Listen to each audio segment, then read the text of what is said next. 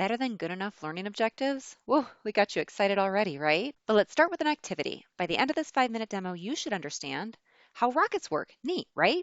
Then you'll have to make your own real rocket to show you understand. Like, it needs to reach space, but you've got this, right? Oh, and I should mention, your job totally depends on this. Let's get to it.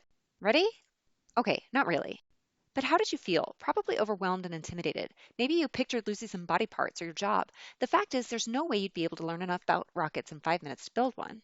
So imagine how learners feel when we tell them, hey, you need to understand this, and your job fully depends on it.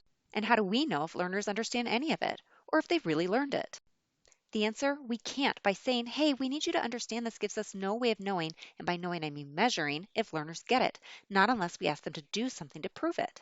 Good learning objectives help us determine exactly what we want our learners to learn. They tell us how they'll prove their learning, and they tell us how we'll measure their success.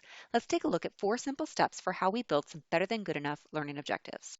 Step 1 is easy. Get rid of understand. We just saw how understand doesn't really mean anything. Instead, we'll focus on what we mean by it. So let's remove understand from your vocabulary for the next 5 minutes. Got it? Great. You've already started building great learning objectives. Let's move to step 2. Think of something you learned how to do a long time ago that you still know how to do. Maybe it's riding a bike, planting a flower, walking a family through a therapeutic apology. What steps did you take to learn it? Did you stop after reading a book or watching a video about it? Probably not. It probably involved doing something. Imagine if we said, hey, Jimmy, read this book about riding a bike and then go ahead and do it. Jimmy would probably not really know how to ride their bike, and Jimmy would probably land themselves in a hospital. But what if we said, hey, Jimmy, start by identifying the saddle, handlebars, and pedals. Nice job. Now let's have you practice mounting. Place both hands on the handlebars, keep one foot on the ground, and swoop your other leg over the other side. Now do that 3 times. Great, you're ready for the next step. So my learning objectives might look like this. Jimmy will be able to identify the main parts of a bike, and Jimmy will be able to demonstrate how to mount a bike successfully. I can then use these to measure whether, yep, Jimmy's got it, or nope, I think we need some more instruction. So in step 2, find some things for our learners to do. Identify, demonstrate, create something, evaluate. In the end, this is what you'll use to measure or determine if they've got it or not.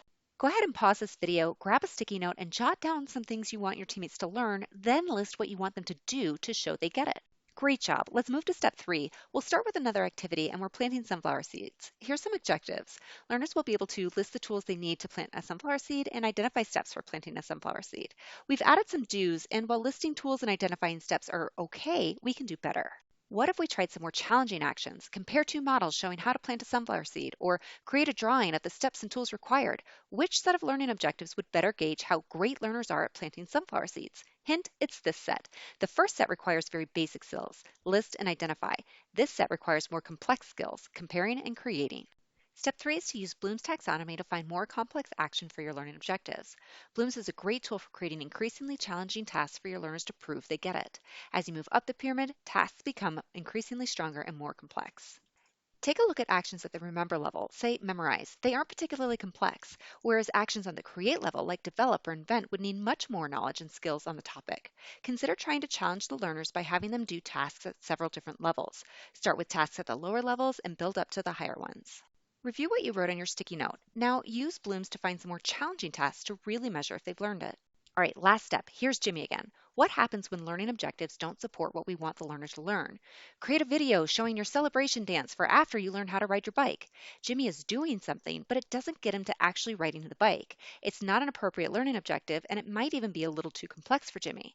We've got to get Jimmy to the end goal, riding their bike. So in step 4, you're going to evaluate your objectives to make sure they're appropriate and effective for what you're trying to accomplish. Do they help you measure what you're expecting them to learn at the level they need to learn it? Let's look at that more challenging example, walking a caregiver through a therapeutic apology. Think, what does the learner need to be able to do? Summarize the components of a therapeutic apology? That's a good start.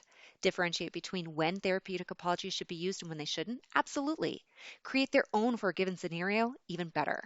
But what wouldn't be effective in getting therapists to walk a family through one? Well, therapeutic apologies are pretty important and probably take some serious practice, so learning objectives that focus only on the remembering category in Bloom's probably won't be nearly as effective. So let's make sure that what we're asking them to do gets them to the end goal, not some side goal. Pick up that sticky note again and review the learning objectives you've written. Will they help you measure what you want learners to learn? Do they challenge your learners enough or too much? So that's it, 4 easy steps to creating your better than good enough learning objectives. Okay, here's the test. Using the 4 steps, try writing 2 to 3 great learning objectives that will help your learners prove that they've learned what you set out to teach them. Need some inspiration or a little more practice? Start with something familiar. It could be caring for a pet, driver safety, or playing an instrument. It's hardly rocket science.